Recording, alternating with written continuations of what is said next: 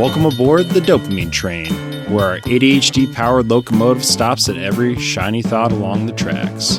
I'm Obee Won, and with my co-host Rome, we explore various topics and see where the conversation train takes us. I'm here with Rome today, and always, sometimes, maybe, Obee Won. We're talking about... Sometimes, yeah. Is there a chance I may have to change the name and the title again? No, but you have a few episodes with our friend Jesse, silly goose. Okay. So that's why I mentioned that. But we're talking about UAPs today, UFOs, aliens. It's come up again in a congressional hearing recently. And I just think aliens are very interesting. Are they gods? Is this just one huge experiment for them? Let's delve right in. So, yeah, what are your thoughts, Rome? Well, you piqued my interest when a few episodes ago you mentioned that we have surefire confirmation of their existence. And I'm someone who is excited by the notion of there being intelligent extraterrestrial life because I'm a big Mass Effect fan. One of my students the other day asked me, why do you have N7 in your name? And I said, Google Commander Shepard and you'll see. And I think Mass Effect, the game series, for anyone who's not aware, if you just look it up real quick, you'll see it's a pretty awesome depiction, I think, of what alien life would be like. And in many ways, they're not that different from humans, but I'm kind of going on a tangent there. What I'm trying to say is I'd like there to be there's a chance that they exist, but what makes you so sure that they're out there? For me, it's like a statistical point, right? In the vastness of the universe, there's only one intelligent life. Like some religions would make that argument possibly, but it's just not possible personally. And basically the reason why I said it's a for sure thing is based off those hearings. It's like confirm nor deny, and based off of what class, how classified it is, things of that sort. They've mentioned in those hearings actually that they've done reverse engineering on those things to learn more about them, meaning like, how does this work? Taking it apart, all that good stuff. And so that's where I'm like, they exist. I'm curious if even our like technology today is from them. Those are kind of the questions I'm asking and seeing how much your speculative mind is, in a sense, Rome, on all this. Well, I do agree with the notion that there are so many planets and galaxies, and just the universe is so vast that the chances there aren't anything else are low, in my opinion. But also, I think about the Earth and the amount of circumstances that needed to be met in order for it to serve life in its current form. I could see there being bacteria on lots of different planets, but I don't know if we have bipedal, self-aware, conscious creatures, because it's so hard. I think the perfect analogy is you think about childbirth, right? Mm-hmm. Or just the process of conception. Like, what are the odds of you being born? It's like many times lower than winning the lottery. Not to say that it's not going to happen, because obviously it does. Like, children are born every second, basically, of every day. But the child that is born versus the potential children that could have been born is way lower. Like, more people will not have ever lived than those who were ever born. So if you take that in the context of the universe, I mean, I don't know how high the chances are of propagating new planets, what the prereqs are for that to happen, because, I think different forms of biological life have different needs, and how they come about is that's an utter mystery to me. But something needs to fall into line, and stars need to be in a certain position, and the planet's surface needs to be habitable. I mean, if you just look at the planets in our solar system, they're pretty horrible when it comes to Right. supporting life. I know there's some speculation that Mars at some point may have supported life, or I think there was evidence that there was ice on it, which means that you have some, drinking water, but everything else about it is very barren and unforgiving. Yeah, it'd be like living on the top of Mount Everest forever, but way worse. True. And what I would say is the counter argument to that is, in that hearing, they talked about how the newest discovery is that life does not require oxygen or water. And Really? I was like, yes. There are things on Earth that survive in oxygenless environments. Because think about it this way too. Water didn't exist originally on our planet, from my understanding. And as time went on, because of certain conditions, it developed, but there was still life existing. I think you said in a past podcast your favorite animal, right? Super tardigrade. Super tardigrade. I believe those creatures don't need oxygen to survive. Yeah, I guess I should have known better when you brought that up. Yep. And so that's where I'm like, so it exists. It's just a question of how much. What's wild to me in that hearing I was listening was a couple things. The classic tale: I have signed a government contract saying I cannot disclose these things. Government agency, whatnot. Kind of like a non-disclosure agreement, which is kind of interesting to me. But they talked about certain occurrences. There was one in particular that happened to a submarine, a nuclear submarine, where there was sonar of an object that was following them the whole time, but could not identify. And it was moving in such a way where it was non-organic, meaning we didn't have any basis of what the hell that thing was. And then it just took off and did its own thing. So I think that we're getting already visited. It's just a question of how, when, and kind of like the why in a sense. Like the how is like they're just popping up. The when has been throughout history. The why, though, no idea. Because there's a couple, like if we're thinking in terms of like humanistic terms, is we would conquer and invade because that's our history, right?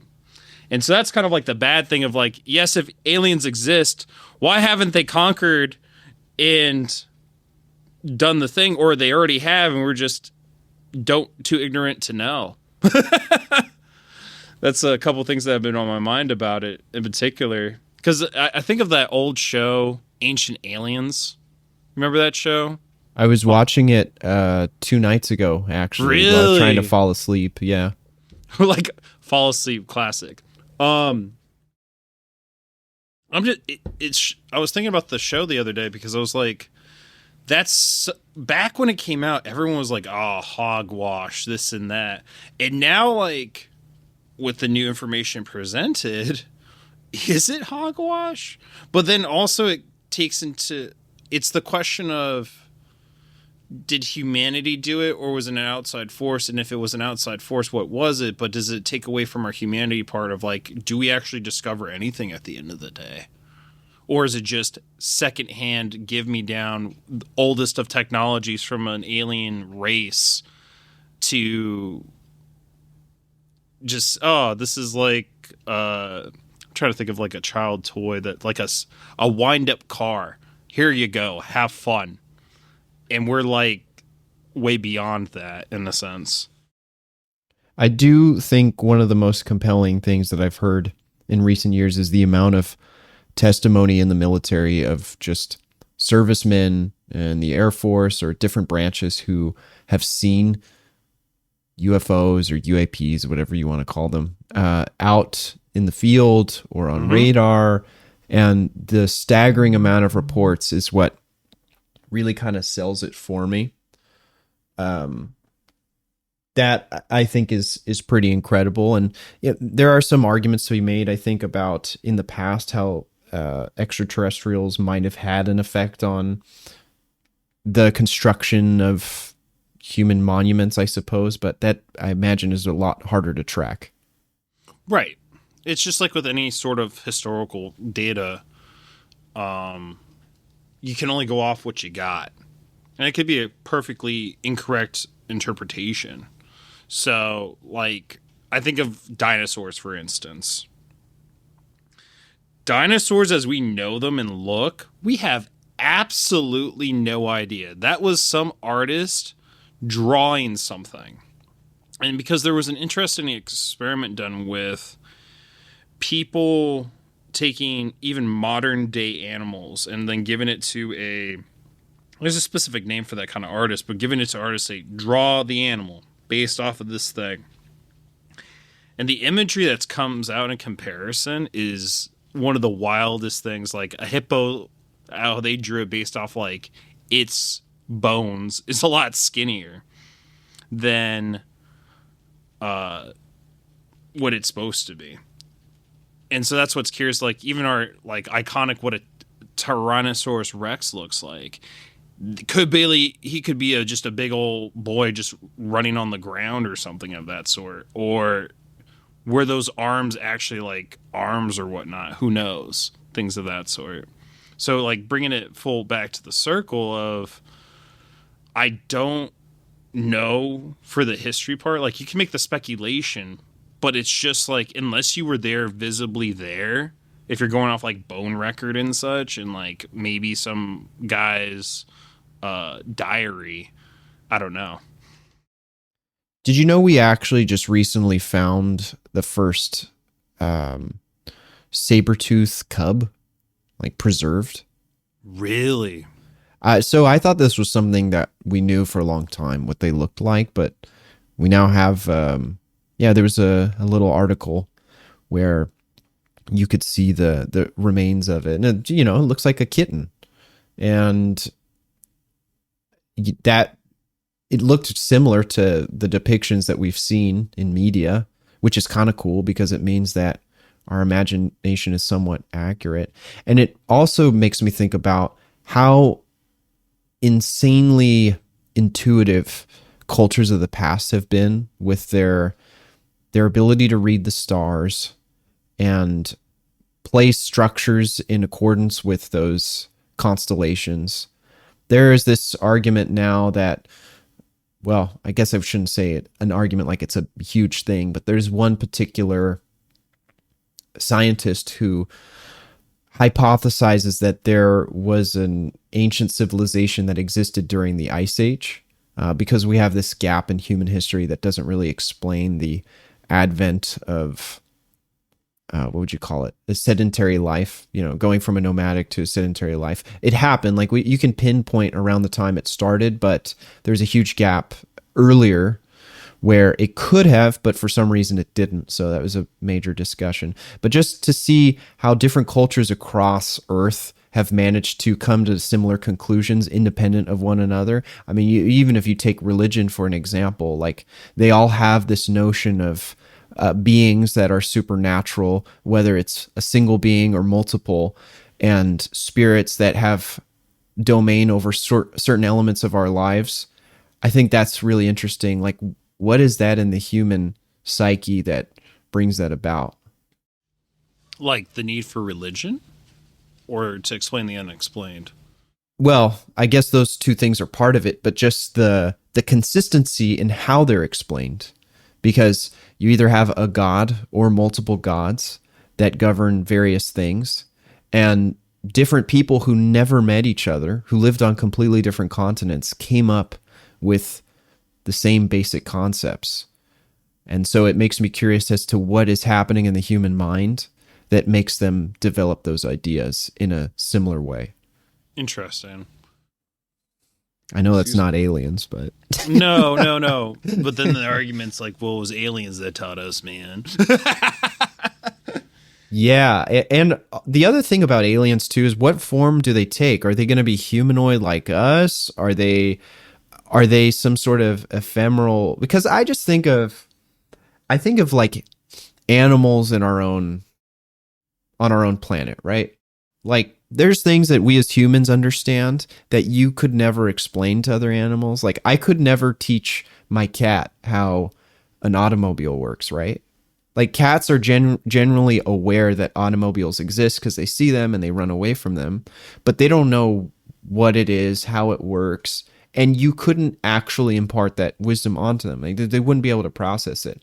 So, looking up in the stratosphere, how much information can we not physically intake because our brains are not developed in a way to be able to use it, right? Like, there could be aliens, I don't know, all around us. Or for a perfect example, a really simple one is, oh my gosh, it's escaping me. What are the detectors that we have on our ceilings?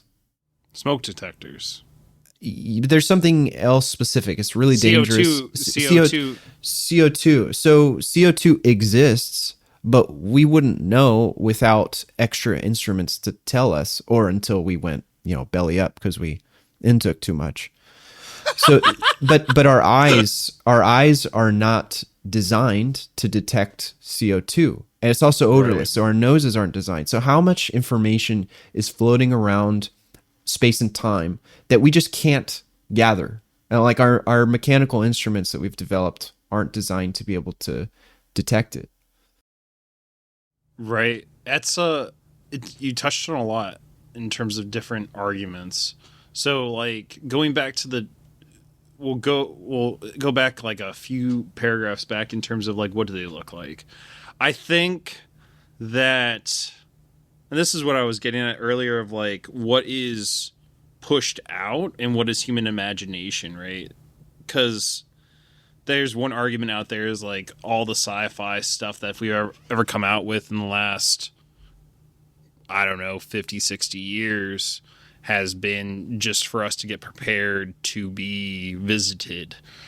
I don't know if that's accurate personally, but I think in terms of if they're humanoid or not, I think of Rick and Morty in terms of how many different creatures and aliens that universe has, where I think you could have even just a consciousness where, or just like a blob, like an amoeba just existing.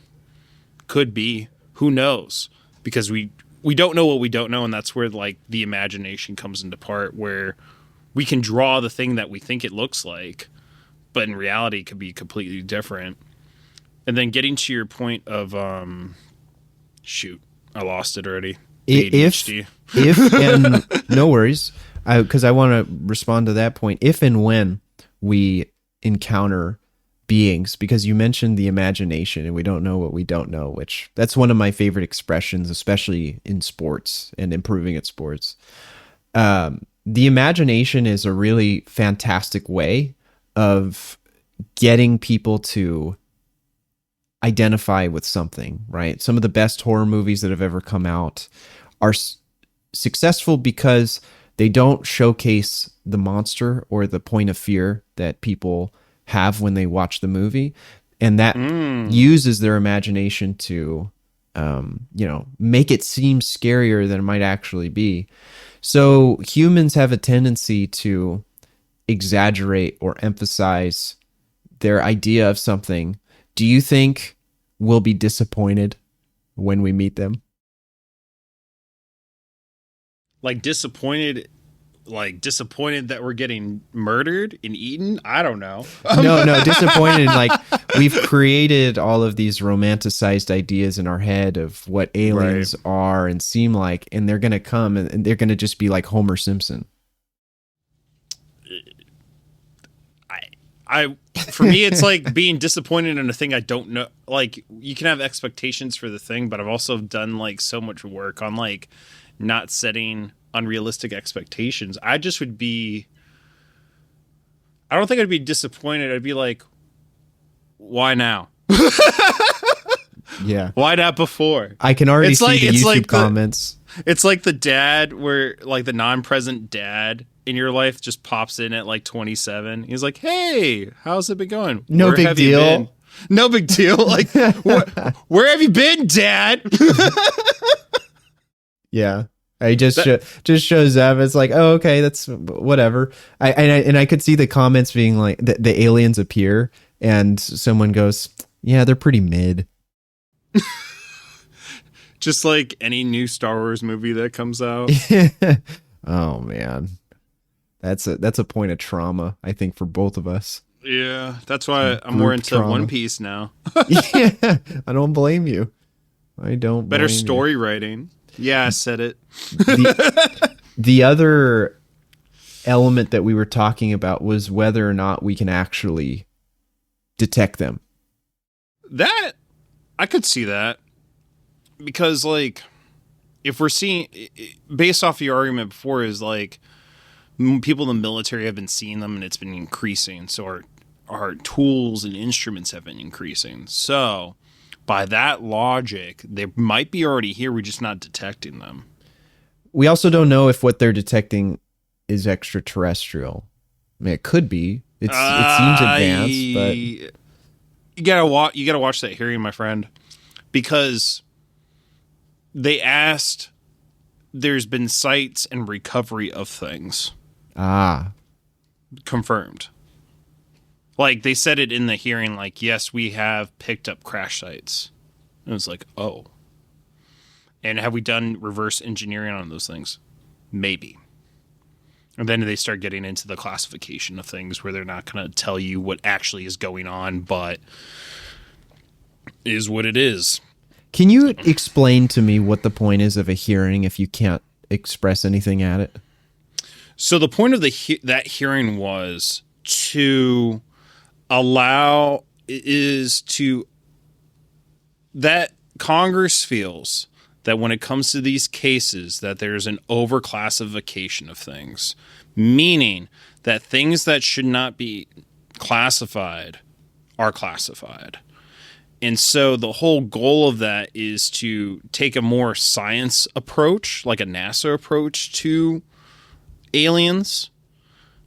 But it's certain agencies within the government, like I would assume intelligence agencies, who fear if we go that route that other governments will use that to further their military stuff, whatever. It always comes down to who has the bigger stick. Bigger stick, the bigger, yeah. I was about to say it, and then I was like, nope, we're not going to go there. You want to keep this episode clean, right? Clean. But we have parental advisory on all our stuff, so it's True. fine. So we can say the word if you want. I double dog dare you. I don't know, I'm scared. I'm scared. So getting back to the point of the whole point of the hearing was for local law enforcement and commercial pilots to be able to report their findings. Because there's we just have the military reports right now, the intelligence things. But it's kind of like astronomy in a bit, where a lot of the discipline is amateurs, and amateurs help push forth new discoveries and such.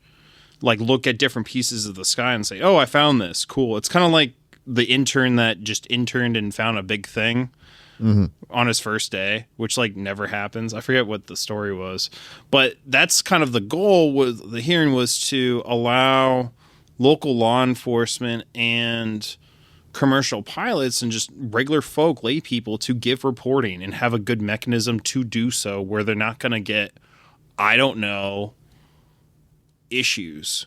The other thing that was interesting as well, to further support that aliens are real is that there are cases that people are getting paid by the government for injuries related to said things. So that's why I was like, oh, they can't tell what they went through that got them missing an arm, but something happened.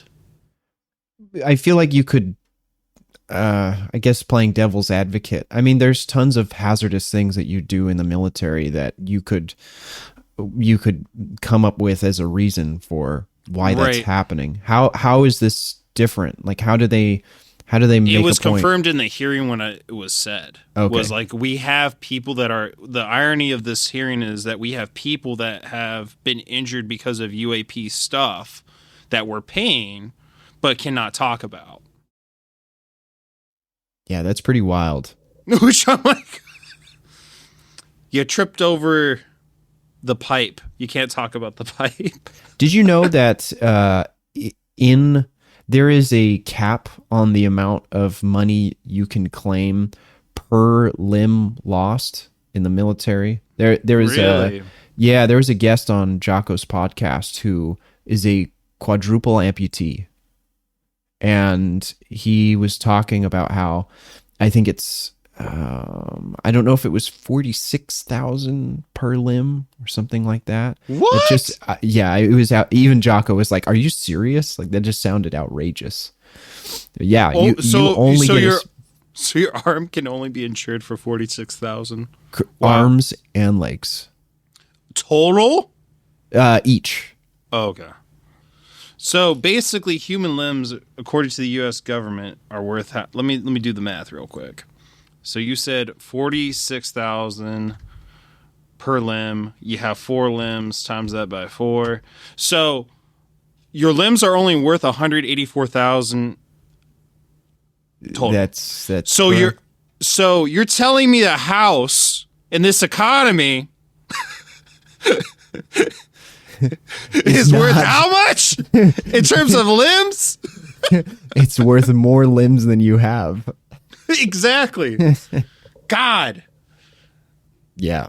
Wow. That's like puts it realistically, and they wonder why people want raises. It's like, well, according to this, I should be making 80 if I'm going to work every day. 184,000 is what I'm worth. So the odds of you losing all of your limbs like that and surviving are pretty low, but still, it sounds outrageous when you put the numbers out there like that.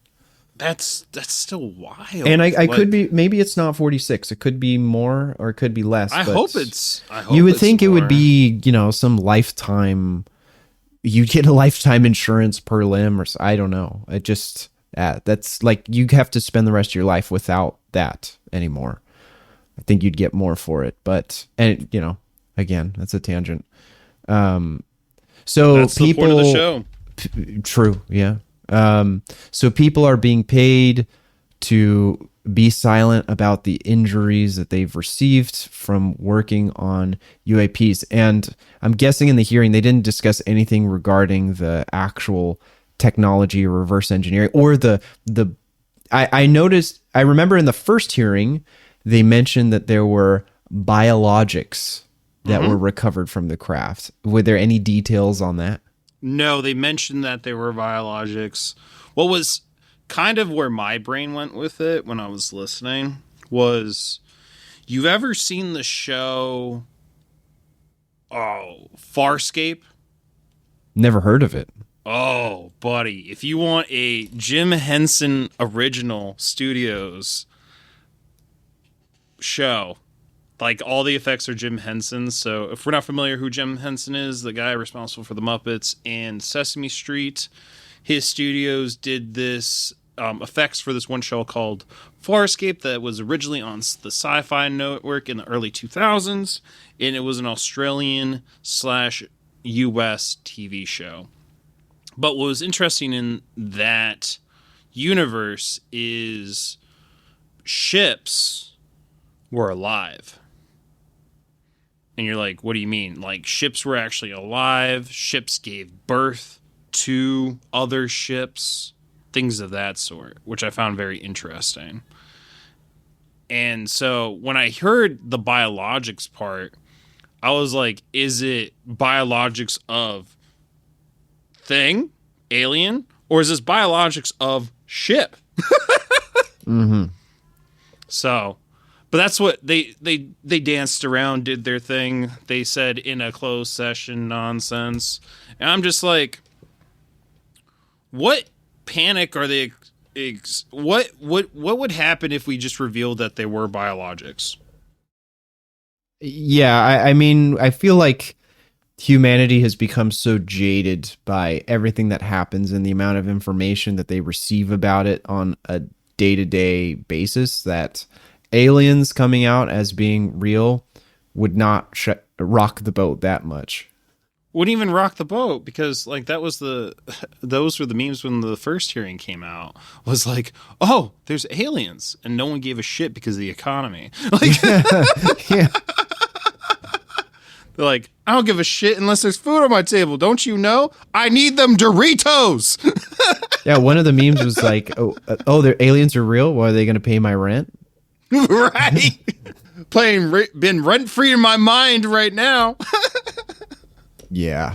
They're just, I think that's another aside. It's just, we get so much information. People don't know how to self-regulate what they're looking at online. And most of it is negative because that's what gets clicks and views. That everything seems to suck.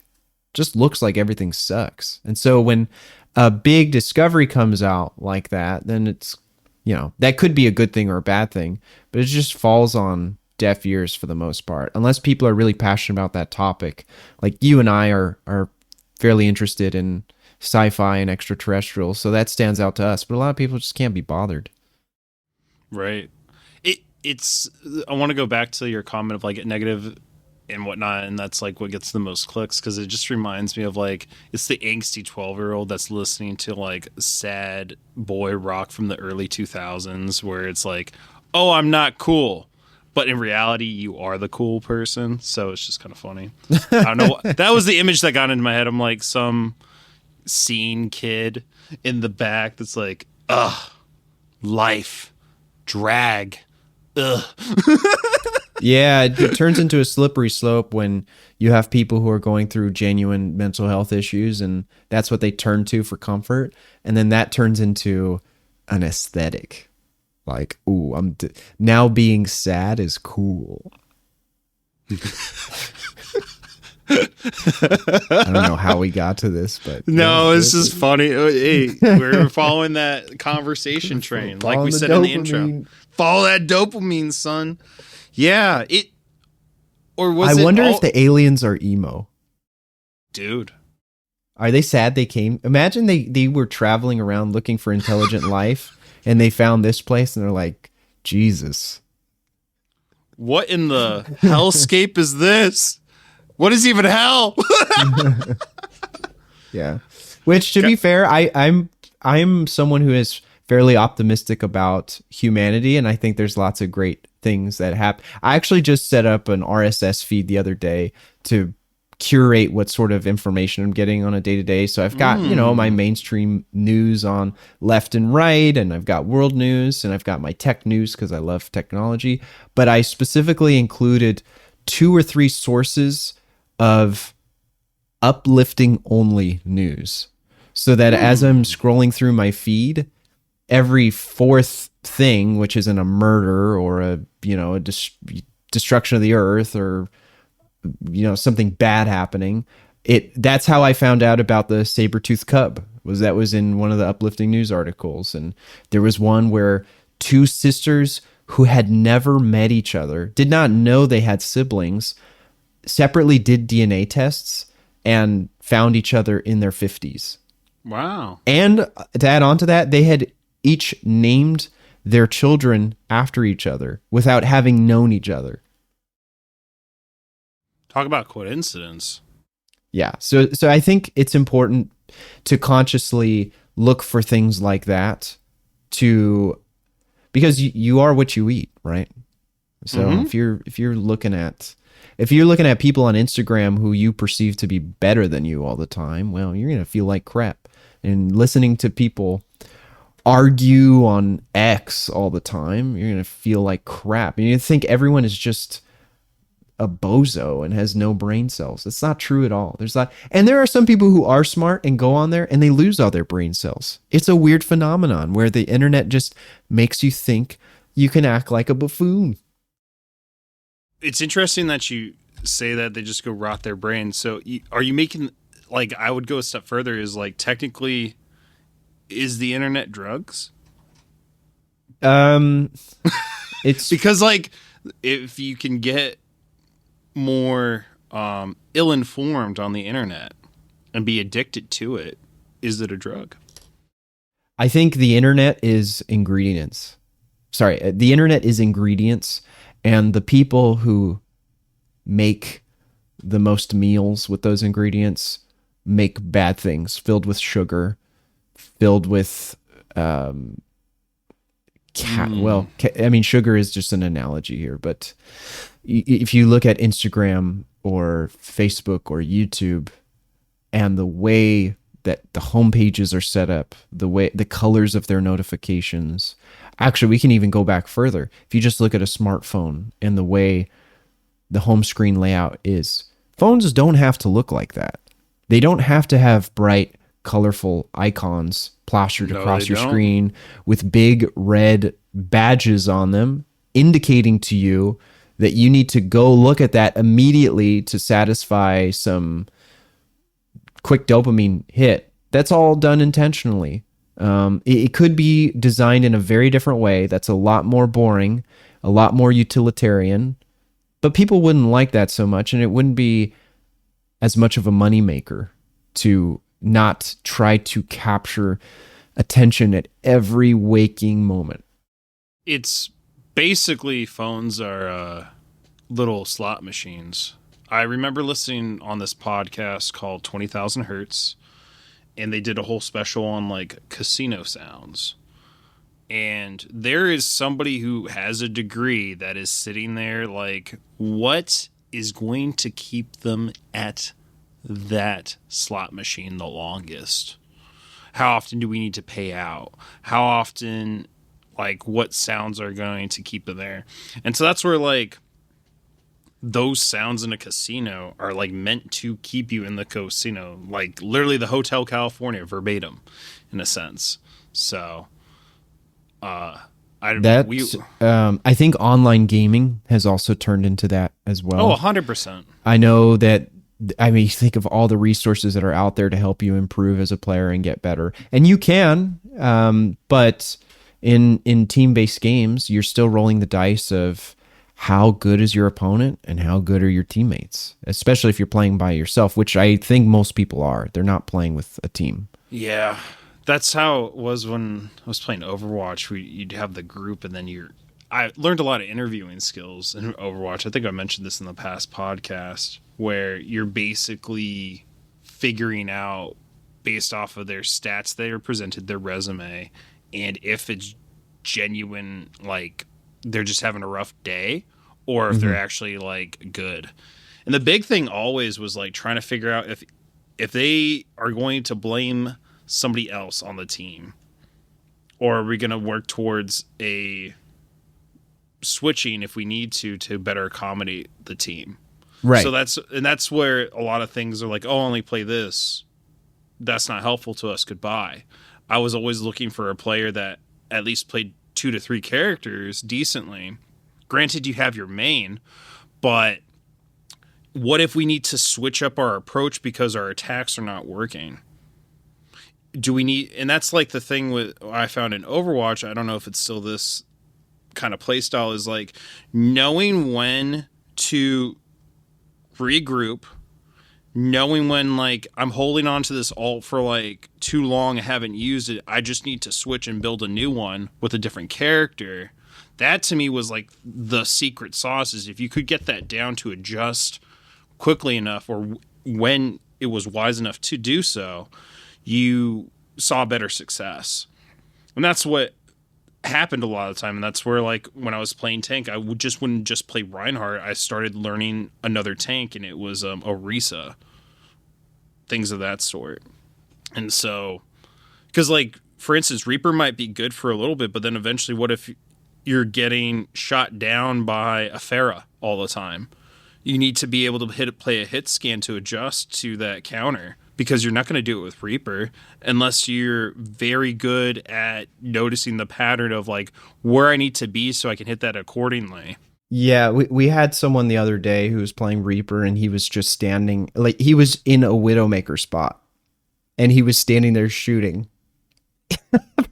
He was at a high vantage point, just trying to snipe people. It's like, what? You're tickling their toes, dude.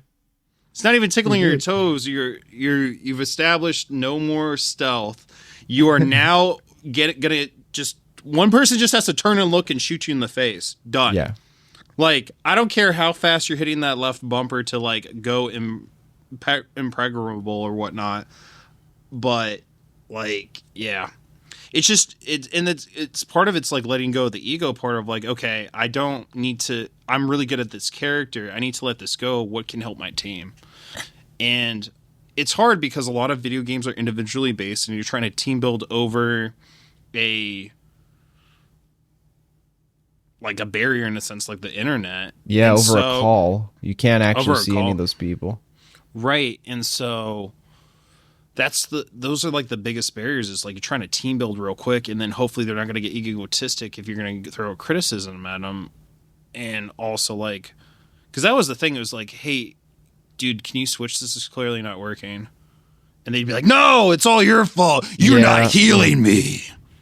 And yeah, and they don't use their communication at all during the entire game, but they will at the end when they blame you for losing it.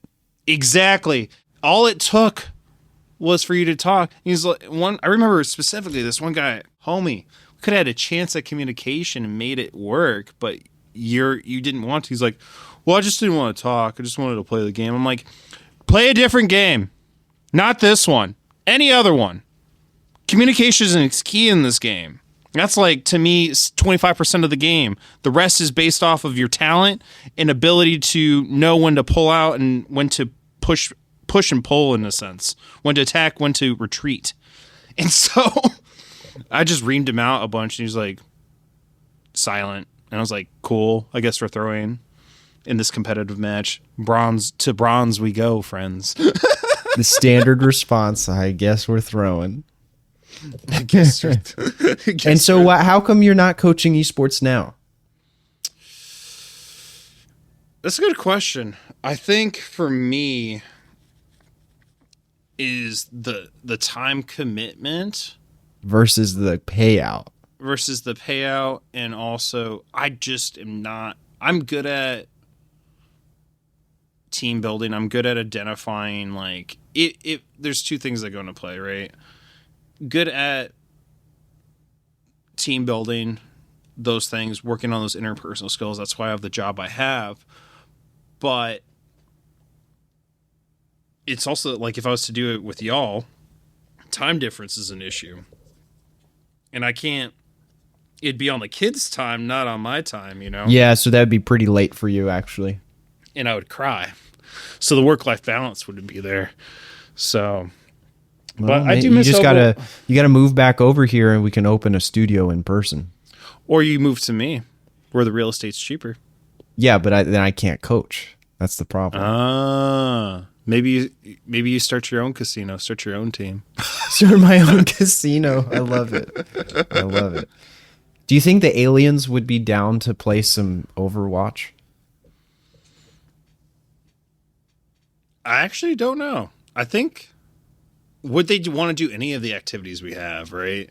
I think it depends if they're able to, because you think everything is designed for people-sized people to sit in chairs and use 5 digits. They may not have all that. Or might have too many. Yeah. It might be too smart. Maybe we're terrible at the games. Maybe they designed the games and they're actually like the, what's it called? Oh, the Illuminati. aliens are Illuminati. I'm going to make that argument. Yes. The grand old everything is connected. That's a conspiracy theory in some way, shape, or form. It's always the Illuminati. The Illuminati, also the Freemasons, also the Heaven's Gate, and whatever else. Every secret society ever is actually just aliens. I really do think in this economy, if you want to have a feasible, honest living, you kind of have to start a cult. Really? I mean, we're not actually saying this out loud most of the time, but what is everyone's YouTube channel? Kind of. That's their monetization strategy. I have a Discord. I have merch. I have these ideas that I share in my videos every day that you really like and you want to hear validated over and over and over again. So the brand, and maybe this is a good thing too, that brands have become more predicated on that of the individual. I think we're tired of the faceless corporation. The Coca-Cola's making AI generated Christmas ads. When you first sent that to me, I was like, what is this garbage? I was like, that's real. That's real? So that's their ad. So if this episode gets out by Christmas, because we're pre-recording, y'all need to watch that Coca-Cola ad that just came out, because they literally said, let me combine the 3 Christmas Coke things, such as Santa Claus, the polar bears, and one other thing I forget right now. It was 3 things. And then let me just have these trucks drive through this like Christmas-esque village with lights. And then we're going to zoom out, and the tree is actually the Coke bottle, guys. Just so you know. They were supposed to be paying homage to a 1993 CGI commercial that came out that I went and watched. And obviously, the commercial's not that great. And it took a lot of work, I imagine, for the animators to create it. But it still had something that this ad didn't. A soul.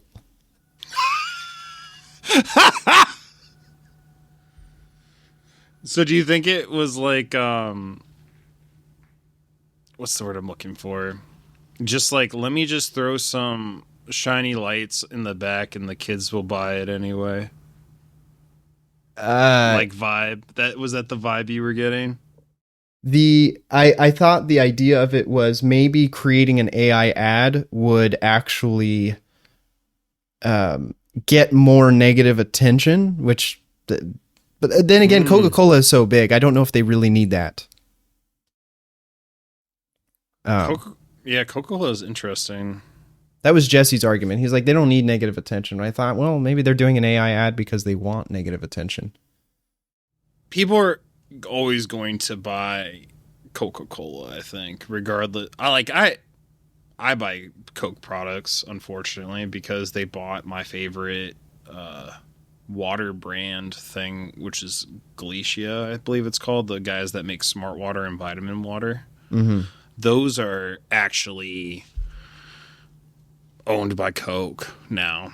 So I don't know. Coke, it's interesting if you look at like the history of like cola in general, of the first appearance. I think Coke was the first ones, then it was Pepsi, and then you had some off brands like your Royal Crown Cola, your Dr. Peppers, things of that sort.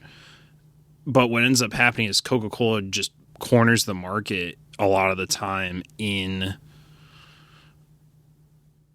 drink sales. And so Pepsi, what they did was like, oh, we can't compete there, let's go left. And so they went into snacks. Yeah. Frito-Lay, Pepsi. Taco Bell, Pepsi. KFC, Pepsi. Pizza Hut, Pepsi. Long John Silver's, Pepsi. Do you think the aliens would enjoy either Coca-Cola or Pepsi? What would be hilarious is if they immediately melted. Because, as fun fact, if you didn't know, kiddos, Coke can be used to get rust off your car. Really? Yeah. Yeah. Coke is actually a very good cleaner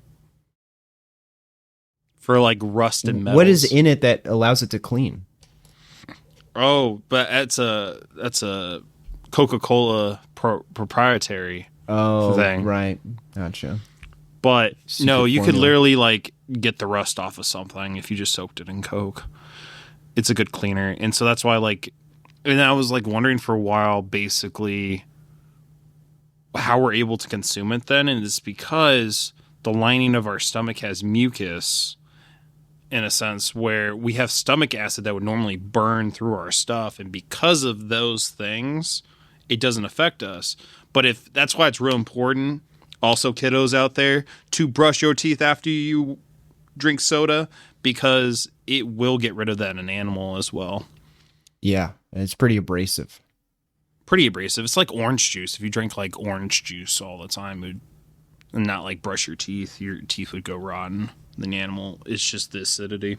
I do find that kind of cheap how the only reason we won in War of the Worlds is because the aliens were allergic to us, kind of. Well, it's kind of like, how do I put this? Kind of like colonialism in a sense. Yeah. Where it was disease that actually killed a lot of people more so than anything else. And it wasn't because of European supremacy in the things. It was just like, oh, you brought... Yeah, it wasn't necessarily combat. It was just how quickly germs can spread. Yes, right? Well, because, like, Aztecs, right? Their whole city was, like, 1 million people. Yeah. Where in Europe,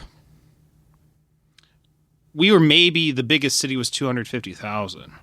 And they were able to maintain that for at least a good 100+ years.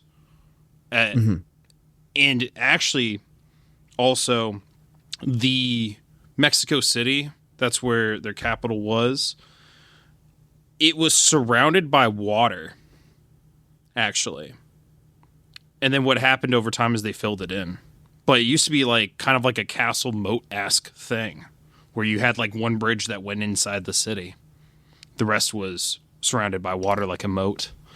And so, to bring it full circle back to the aliens part, makes sense. It's kind of like God, what was that other aliens movie? Independence Day with Will Smith and what's his nuts? Yeah. I don't remember the actor's name, but I know what movie you're talking about. Let me just upload this computer virus from the 90s real quick. Yeah. Somehow we're able to send information into their ship. Who knows? It's 90s movie. I mean, if you look at some of the hackery looking movies from the 2000s, they get pretty cheesy.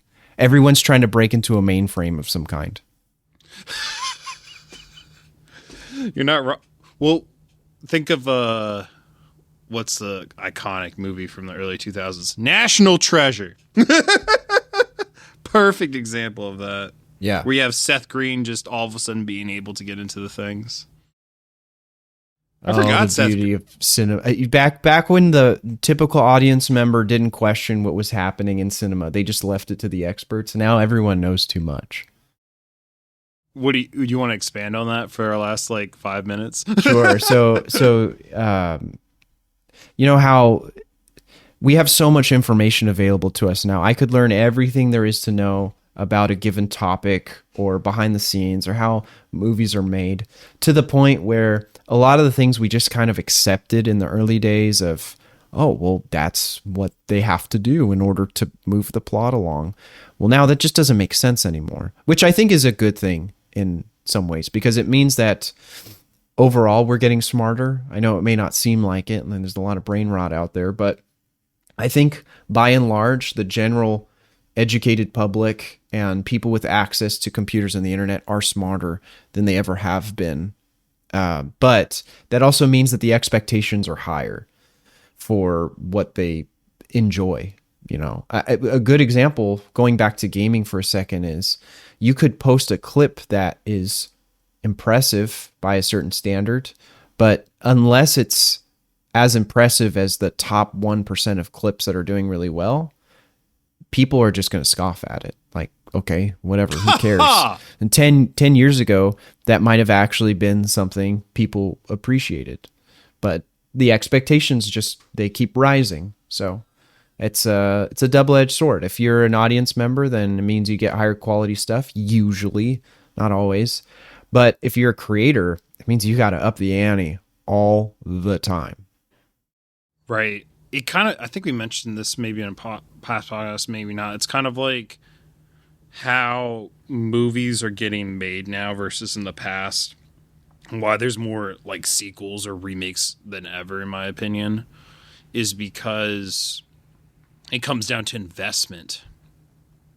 And am I going to get return? And kind of streaming killed it, the movie industry, in my opinion, a little bit, the film industry, because even if you didn't do well in theaters, you would make it back in DVD sales or Blu-ray sales. And now it's like, you got to make it all in the theater or not. And so people are like, so Gladiator 2, which I have not seen a trailer. I'm ignorant of that fact. Someone who loves Gladiator and is very familiar with who won the best film of the year in the early 2000s. So, Gladiator came out in 2000, won best film of the year. At that same time in that year, the Will Smith, not Will Smith film, Tom Hanks film, Castaway also came out. And so...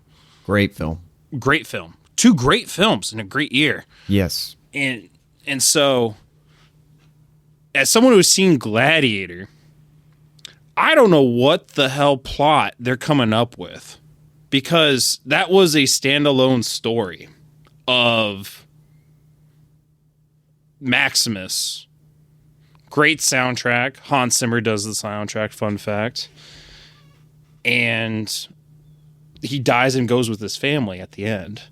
So I don't know what they're trying to do. They're like, oh, and about 24 years ago, there was a film called Gladiator. We should remake it because the masses loved it. It got Best Picture of the Year. Let's do it again. Make that money, as they say. And I'm just like, why? Why does it need to be attached to that film? It could have been like Gladiator, another story, not Gladiator 2. Like, it might just be getting harder to iterate ideas. I don't know. I'm not trying to justify it, but it seems like there's a lot of repeats and remakes and recreations because either the people that are currently in control who are writing the stories don't have an idea. Well, there's a lot of moving parts too, because there are tons of great ideas, I imagine, that are out there, but not all of them get approved. Or invested in. That's where I'm getting at is investors want a guaranteed payout. That's why you have, I don't know how many Kung Fu Pandas now, and I don't know how many Shreks now. And so we can maybe touch this on another time. I kind of also want to eventually ask you to tell your story about you in the film industry, particularly when you were down in Brazil, because I think it's just a great story for especially people in the industry to like know about, of like, if you want upon entry what you might go through and such. So but sure. I know we're wrapping up on time. We talked a lot about a lot of different things today. It really did. It really was a dopamine drain this time around. It was. We started out with UAPs, talked about different industries, various things. Yeah, I can't even come up with a good summary at the end, to be honest. But I'm Obee Won, always with my friend Rome. I hope you all enjoyed the podcast. If you guys ever had any suggestions about what we should do next, always shoot us a DM or IM or leave us a comment, depending on what platform, and we'll go from there. Yeah, and make sure if you enjoy the podcast, share it with a friend, share it with a family member. I think the biggest thing that helps the show grow over time is getting that feedback, and if you want to leave a review on Apple or wherever you listen to podcasts, then that is also a great way to help the show grow and give us feedback as far as how we're doing. Granted, I don't know how much it's going to change, how derailed the conversation gets, but it's appreciated regardless. Amen.